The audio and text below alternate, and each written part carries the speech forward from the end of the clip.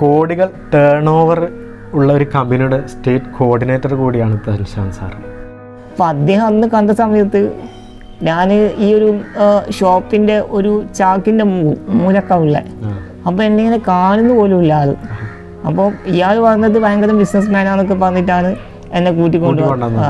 അപ്പം എന്നെ കണ്ടപ്പം തന്നെ ഇയാൾ വലിയ ഷോക്കായി, ഒന്നും കേൾക്കുന്ന പോലും ഇല്ല.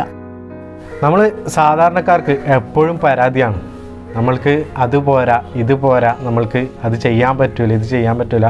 ഞാൻ അടക്കമുള്ളവരാണ് കേട്ടോ ഈ പറയുന്നത്. ഇതെന്താ ഇപ്പോൾ ഇങ്ങനെ പറഞ്ഞു വരുന്നതെന്നുള്ളത് നമ്മൾക്ക് വരാം. ഇപ്പോൾ എൻ്റെ കൂടെ ഉള്ളത് തൻഷാൻ സാറെന്ന് തന്നെ പറയാം. സത്യം പറഞ്ഞാൽ ആദ്യം കണ്ടപ്പോൾ സങ്കടവും സിമ്പതി അല്ലാണ് തോന്നിയത്. അടുത്തറിഞ്ഞപ്പോൾ അത്ഭുതമാണ് തോന്നുന്നത്, ആൾ ചെയ്യുന്ന പ്രവൃത്തിയും കാര്യങ്ങളൊക്കെ അറിഞ്ഞപ്പോൾ. അപ്പോൾ എന്തല്ല തൻഷാൻ സാറേ, സുഖമല്ലേ? സുഖം. നമ്മുടെ ടിപ്സ് ഗാലറിയിലേക്ക് സ്വാഗതം. Thank you. നമുക്ക് ആദ്യം തന്നെ ഇപ്പോൾ പ്രേക്ഷകർക്ക് കാണുമ്പോൾ എന്താ സംഭവം എന്ന് അറിയണ്ടാവില്ല.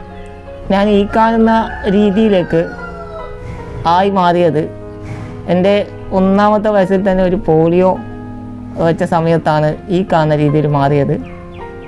അപ്പം ഈ ഒരു അസുഖത്തിൻ്റെ പേര് ലോക്കോമോട്ടോർ ഡിസബിലിറ്റി എന്നാണ് പറയുന്നത്. ഡോക്ടർമാർ 100% ഹാൻഡിക്യാപ്ഡ് പറഞ്ഞുകൊണ്ട് സർട്ടിഫിക്കറ്റ് തന്ന ഒരു വ്യക്തിയാണ്. അപ്പോൾ ഈ ഒരു ചെറുപ്പകാലത്ത് തന്ന ഇഞ്ചക്ഷൻ വെച്ച സമയത്ത് ഈ കാണുന്ന രീതിയിലായി. പിന്നീട് നടക്കാനും ചെയ്യാനും ഒരു സാധനം എടുത്ത് പൊന്തിക്കാൻ വരെ പറ്റാത്ത രീതിയിലേക്ക് ഞാൻ മാറിയത് ആ ഒരു പോളിയോ ബാധിച്ച അന്ന് മുതലായിരുന്നു. 100% ഡിസേബിൾഡ് ആണെന്ന് സർട്ടിഫൈ ചെയ്ത് തന്നിട്ടുണ്ടല്ലേ? അതെ അതെ. അപ്പോൾ അതിനുശേഷം എന്തെങ്കിലും ചികിത്സ കാര്യങ്ങൾ വേണ്ടിയിട്ട് നീങ്ങിയിട്ടുണ്ടായിരുന്നു? ഒരുപാട് കാലം എൻ്റെ ഫാമിലിക്ക് ഇത് തന്നെയായിരുന്നു പണി. കാരണം പല ഹോസ്പിറ്റലുകളിലും എന്നെ എടുത്തു കൊണ്ടുപോയിട്ട് ചികിത്സ നോക്കിയിരുന്നു. പിന്നീട് അതൊരു കുറച്ച് കാലയളവിന് ശേഷം അത് നിർത്തിയായിരുന്നു ചെയ്തത്. പിന്നീട് സ്കൂൾ വിദ്യാഭ്യാസമൊക്കെ വന്ന സമയത്ത് പിന്നീട് അത് അവിടെ വെച്ച് സ്റ്റോപ്പ് ചെയ്തു. പിന്നെ ഇത് തൻഷാൻ എടുക്കലും കാര്യങ്ങളൊക്കെ ആരോ സഹായിക്കാൻ കൂടുതലുണ്ടാണ്? എൻ്റെ ഉമ്മയാണ് എൻ്റെ എല്ലാ കാര്യങ്ങളും നോക്കുന്നത്. എല്ലാ കാര്യങ്ങളും മൊത്തം. പിന്നെ വിദ്യാഭ്യാസം കാര്യങ്ങളൊക്കെ എങ്ങനെയാ? വിദ്യാഭ്യാസം പറയുകയാണെങ്കിൽ അവിടെയാണ് ഞാൻ ഈ കാണുന്ന രീതിയിലേക്ക് ആവുന്നത് തന്നെ. എൻ്റെ ആ ഉമ്മാൻ്റെ ഒരു വലിയൊരു സപ്പോർട്ട് ആ സമയത്തുണ്ട്.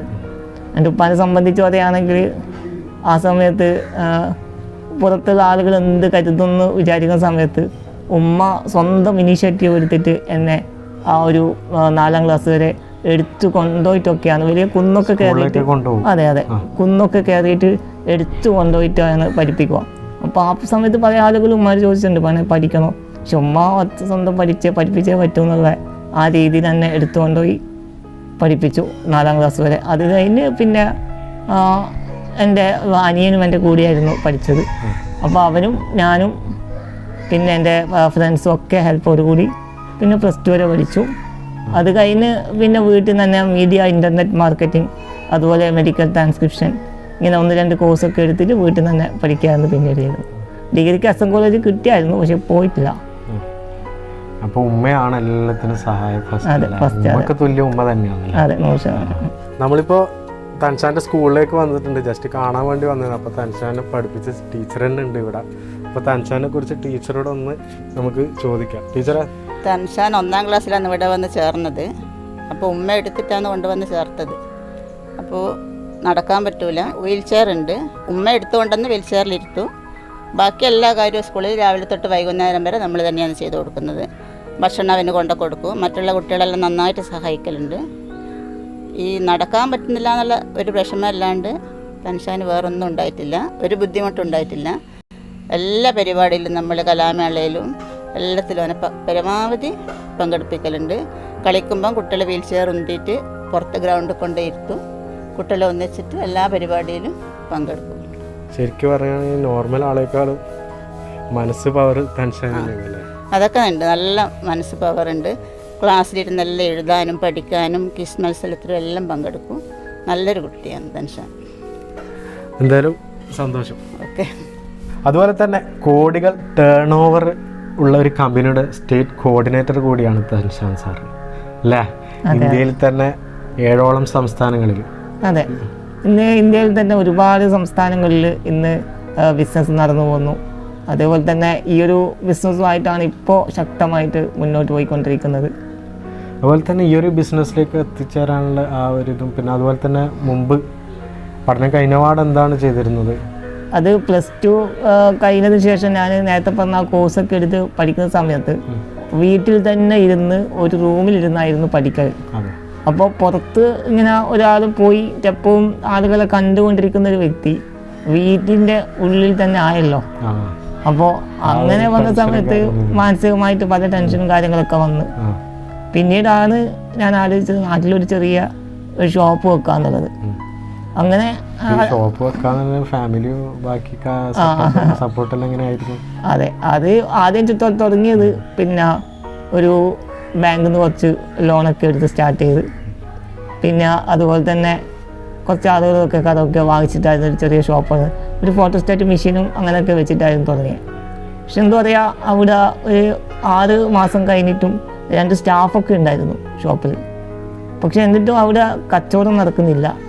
അങ്ങനെ വന്നപ്പോൾ കുറച്ച് ആളുകൾ എന്നോട് പറഞ്ഞു ഇതിൻ്റെ കൂടെ എക്സ്ട്രാ എന്തെങ്കിലും ആക്കാമെന്ന് പറഞ്ഞു. അങ്ങനെ പച്ചക്കറി, ചായ, ഒരു ചെറിയ ഷോപ്പിൻ്റെ ഉള്ളിൽ എന്തൊക്കെ ചെയ്യാൻ പറ്റും അതൊക്കെ ഞാൻ ആ ഷോപ്പിൻ്റെ ഉള്ളിലേക്ക് ചെറിയൊരു സൂപ്പർ മാർക്കറ്റ് പോലെ ആക്കി. അതെ, ഒരു മിനി സൂപ്പർ മാർക്കറ്റിൻ്റെ ആക്കിയാവില്ല. പക്ഷെ എന്നിട്ട് ഇത് ചെറിയ ഗ്രാമപ്രദേശമായതുകൊണ്ട് തന്നെ കച്ചവടം തീരെ നടക്കാണ്ടായി. ഏകദേശം 7 ലക്ഷത്തിൻ്റെ അടുത്ത് ഒരു കടബാധ്യതയായി. അപ്പോൾ മൊത്തം ടെൻഷനായിട്ടിരിക്കുന്ന സമയത്താണ് പിന്നെ സിസ്റ്റാവിൻ്റെ അനുഗ്രഹത്താൽ ഇങ്ങനെ ഒരു ബിസിനസ് അവസരം അവിടെ സ്റ്റേഷനറി കൊണ്ടുവരുന്ന ഒരു വ്യക്തി എനിക്ക് പരിചയപ്പെടുത്തിയത്.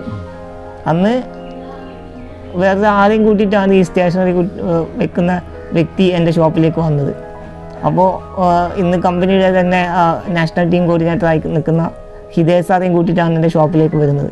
അപ്പോൾ അദ്ദേഹം അന്ന് കണ്ട സമയത്ത് ഞാൻ ഈ ഒരു ഷോപ്പിൻ്റെ ഒരു ചാക്കിൻ്റെ മൂലക്കവുള്ള, അപ്പോൾ എന്നെ ഇങ്ങനെ കാണുന്ന പോലും ഇല്ല ആൾ. അപ്പോൾ ഇയാൾ പറഞ്ഞത് ഭയങ്കര ബിസിനസ് മാനാന്നൊക്കെ പറഞ്ഞിട്ടാണ് എന്നെ കൂട്ടിക്കൊണ്ടുപോകുന്നത്. അപ്പം എന്നെ കണ്ടപ്പം തന്നെ ഇയാൾ വലിയ ഷോക്കായി, ഒന്നും കേൾക്കുന്ന പോലും ഇല്ല. കാരണം ഇതാരുടെ ഞാൻ ബിസിനസ് പറയേണ്ടതെന്നുള്ള നിലയിൽ. അപ്പം വന്ന സ്ഥിതിക്ക് അദ്ദേഹം വന്ന് കുറച്ച് കാര്യങ്ങളൊക്കെ സംസാരിച്ചു, ബിസിനസ്സും കാര്യങ്ങളൊക്കെ സംസാരിച്ചു നടക്കൂല എന്നുള്ള രീതിയിലായിരുന്നു വന്നേ. പക്ഷേ അവരൊരു 3-4 മണിക്കൂർ എൻ്റെ അടുത്ത് ഇരുന്നു ബിസിനസ്. ഞാൻ കുറച്ച് കാര്യങ്ങളൊക്കെ അദ്ദേഹത്തിന് ചോദിച്ചപ്പോൾ അദ്ദേഹത്തിന് ചിലപ്പോൾ എന്നോട് ഇഷ്ടം തോന്നിയിട്ടായിരിക്കും എൻ്റെ അവിടെ ഇരുന്നു. അങ്ങനെ കുറച്ച് കാര്യങ്ങൾ സംസാരിച്ച് പിന്നീട് ബിസിനസ് സ്റ്റാർട്ട് ചെയ്ത് അങ്ങനെ ഇന്ന് 2 വർഷത്തിനടുത്ത് ഒരു ചെറിയ രീതിയിലൊക്കെ കടമൊക്കെ മാറി വരുന്നു. അതിൻ്റെ ഇടയിൽ ചെറിയൊരു കാർ അച്ചീവ് ചെയ്യാനും ഇന്ന് പല സ്ഥലങ്ങളിൽ ഒരു മോട്ടിവേഷൻ സ്പീക്കറായിട്ടൊക്കെ പോകാനുള്ള അവസരവും പല 10,000 ആളുകൾ അടങ്ങുന്ന വലിയ പ്രോഗ്രാമിലൊക്കെ വെച്ചിട്ട് സംസാരിക്കാനുള്ള അവസരവും. പണ്ട് ഒരു 1-2 ആളുകൾ വരുമ്പം തന്നെ പേടിച്ച് വിറച്ചിരിക്കുന്ന തൻഷാനിൽ നിന്നും ഒരു വലിയൊരു ട്രാൻസ്ഫോർമേഷൻ സംഭവിച്ചിട്ട് എത്ര വലിയ ആളുകൾ വന്നാലും സംസാരിക്കാനുള്ള ഒരു ചങ്കൂറ്റം കിട്ടിയത് ഈ ഒരു കാലയളവിലാണ്. 100% ഡിസേബിൾഡ് ആണെന്ന് പറഞ്ഞതാണ്. ഇപ്പോൾ നമ്മൾ നോർമലാന്ന് പറയുന്ന ആൾക്കാർക്ക് മോട്ടിവേഷൻ ക്ലാസ് വരെ എടുത്തുകൊണ്ടിരിക്കുകയാണ് തൻഷാൻ സാർ അല്ലേ. ഏകദേശം വലിയൊരു 10,000-ഓളം ആൾക്കാർ വരുന്ന വേദിയിൽ വരെ തൻഷാൻ സാർ ക്ലാസ് എടുത്തിട്ടുണ്ട്. അതുപോലെ തന്നെ സ്വന്തമായിട്ട് വണ്ടി ഇറക്കിയിട്ടുണ്ടല്ലേ. ഈ വണ്ടിയെല്ലാം അത് എൻ്റെ കൂടെ ആരെങ്കിലും ഒക്കെ ആയിട്ട് അങ്ങനെ വരും. ആ സമയം ആളെത്തിക്കോളും. അതുപോലെ തന്നെ ഈ ഒരു ജീവിതയാത്രയിൽ നമ്മുടെ പ്രേക്ഷകർക്ക് നൽകാൻ പറ്റിയ നല്ല ടിപ്സ്? എനിക്ക് എല്ലാവരോടും പറയാനുള്ളൊരു കാര്യം എന്ന് പറയുന്നത്, എന്നെപ്പോലുള്ള ആളുകൾ ഈ ലോകത്ത് ഒരുപാടുണ്ട്. ഒന്ന്, അവർക്ക് എന്നെ കണ്ടിട്ടൊരു പ്രചോദനം ഉണ്ടാവുക. രണ്ടാമത്തെ ഒരു കാര്യം എന്ന് പറയുന്നത്, ചെറിയ ചെറിയ കാര്യത്തിന് പോലും ജീവിതം അവസാനിപ്പിക്കുന്ന ആളുകൾ.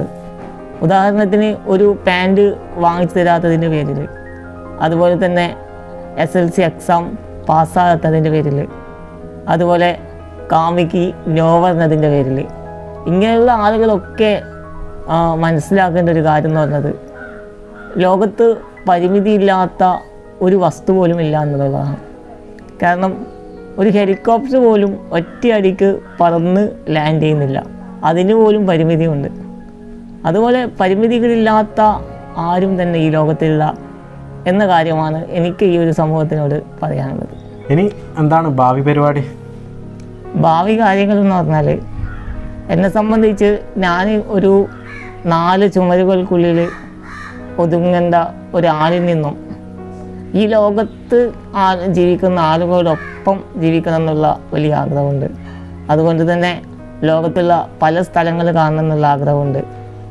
അത് പിന്നെ ഒരു നല്ല എനിക്ക് സഞ്ചരിക്കാൻ പറ്റുന്ന തരത്തിലുള്ള ഒരു ഇലക്ട്രോണിക് വീൽ ചെയർ അതൊക്കെ വാങ്ങിച്ചിട്ട് എൻ്റെതായ രീതിയിൽ എനിക്ക് ജീവിക്കണം എന്നുള്ള ആഗ്രഹമൊക്കെയാണ് ഉള്ളത്. അപ്പോൾ എന്തായാലും അത് സാധിക്കട്ടെ. അതുപോലെ തന്നെ എല്ലാവരും പ്രാർത്ഥനയിൽ പ്രത്യേകം ഉൾപ്പെടുത്തുക അല്ലേ?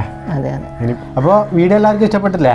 ലൈക്ക് ചെയ്യാൻ മറക്കണ്ട. അതുപോലെ തന്നെ സാധാരണ സബ്സ്ക്രൈബ് ചെയ്യാൻ പറയില്ല, നിങ്ങൾ സബ്സ്ക്രൈബ് ചെയ്യുക. അതുപോലെ തന്നെ ബെല്ലൈക്കൺ ഒന്ന് എനാബിൾ ചെയ്യുക. എല്ലാവരും പറയും വീഡിയോ കാണുന്നില്ല. ആ ബെല്ലൈക്കൺ എനാബിൾ ചെയ്താൽ നിങ്ങൾക്ക് അടുത്ത വീഡിയോ ഒക്കെ കിട്ടും. അപ്പോൾ തൻഷൻ സാറേ ഓക്കെ അല്ലേ? അപ്പോൾ ഇനി ഏതായാലും നമ്മൾക്ക് അടുത്ത വീഡിയോയിൽ കാണാം.